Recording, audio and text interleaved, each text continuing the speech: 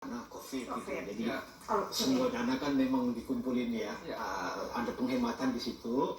Nah, tahun 2024 ini dana desa itu digunakan untuk dua tujuan. Yang pertama untuk pemberdayaan masyarakat desa, yang kedua untuk pelaksanaan pembangunan di desa. Nah, kalau kita bicara dana untuk pemberdayaan itu, fokus di tahun 2024 ini, misalnya yang pertama untuk penanganan kemiskinan ekstrem, karena di Indonesia ini masih banyak orang miskin. Ya.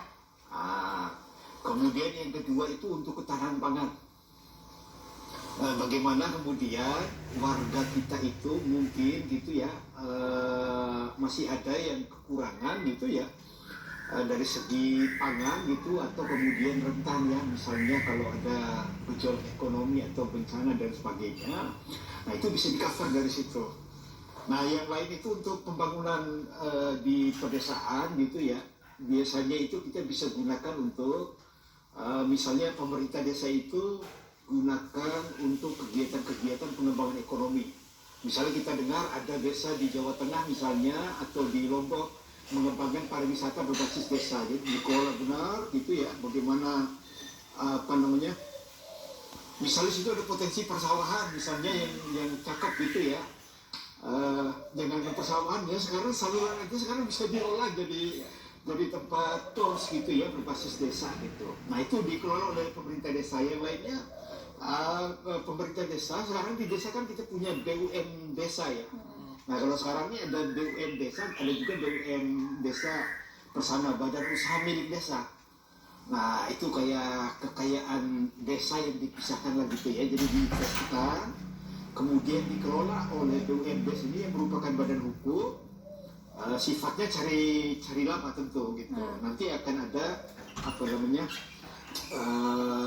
laba yang dibagikan, yaitu dividen. Tapi yang paling utama sebenarnya di BUMDes ini, dia bisa jadi instrumen bagaimana pemerintah desa itu mendorong gitu ya, pengembangan ekonomi dan pemberdayaan masyarakat di desa gitu. Oke, jadi fokusnya memang pemberdayaan dan pembangunan. Mungkin juga kalau bicara pembangunan kan ada mungkin yang sedikit pikirannya pembangunan adalah bentuknya fisik, kemudian bangun infrastruktur. Padahal katakanlah 71 triliun kalau dibagi ke seluruh desa, ya 1 miliaran lah ya Pak. 1 miliar kalau bangun infrastruktur jalan gitu aja kan udah habis gitu. Betul. Fokusnya adalah pembangunan yang impactnya adalah ke pertumbuhan ekonomi juga ya Pak ya. Oke. Menarik ya kalau gitu. Tapi tadi Pak Irvin sempat mengatakan bahwasanya pembagian dari 31 ini tidak merata Pak ya, dari masing-masing desa sesuai kebutuhan masing-masing.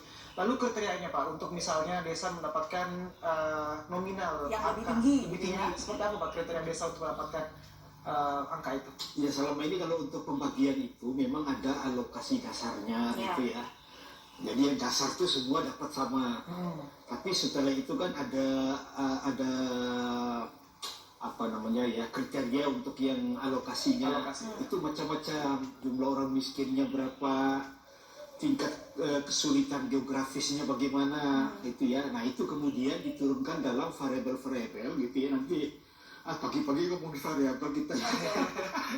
Intinya itu ada gitu ya, cara menghitungnya, berapa jumlah penduduk miskinnya.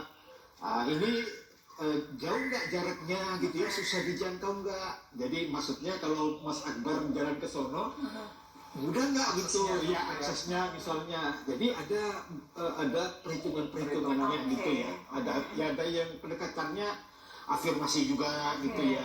Itu ada 4 kriteria gitu untuk itu.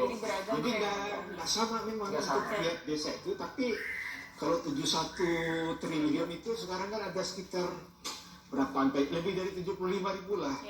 Jadi hampir 1 miliar satu desa rata-rata sekarang ini. Baik, jadi cukup besar ya. Dan ini juga perlu diperhatikan bahwa kepala desanya paham untuk apa alokasinya, masyarakatnya pun juga paham supaya sinerginya baik dan terserap dengan baik gitu. Dan memberikan impact yang baik juga untuk desa ya. Oke, kita